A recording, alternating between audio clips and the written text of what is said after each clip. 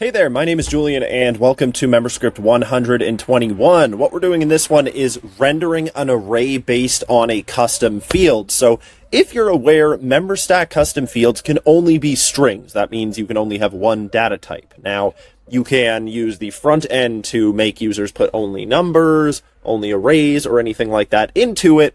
But in Memberstack, it's just a string. Now, let's say you want to actually render that array on the front end. How do you go about doing that? That's what this script fixes. So let's go ahead and save a custom field that we have, which is called array. And let's just do Tyler, Duncan, and Julian. And as we can see, they're separated by commas. In this case, there's a space after the comma. If yours has that or doesn't have that, it won't make a difference. The script is made to handle both. So we have that. Now let's go ahead and hit Save Profile. And now if we refresh, as we can see, these are being rendered. Now you might be thinking, why would I want to do that?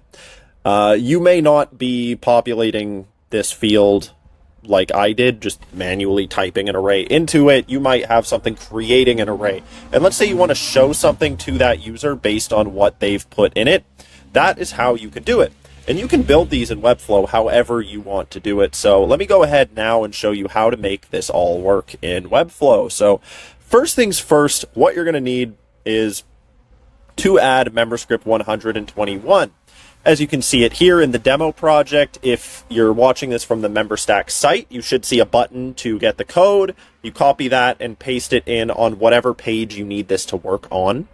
If you're watching this on YouTube, then go into the video description and you'll be able to click a link which will take you to the code. So that's it. Just make sure to put it on whatever pages you need it on or on the whole site if it's something that's always showing up.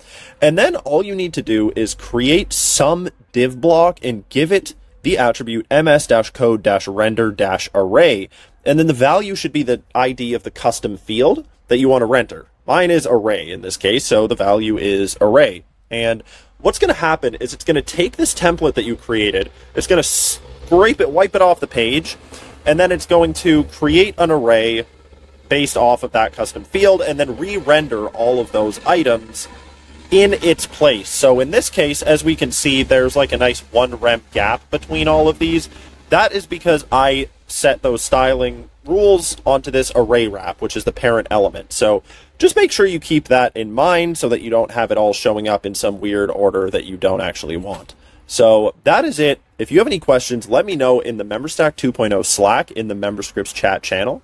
I'll talk to you soon and have a great day.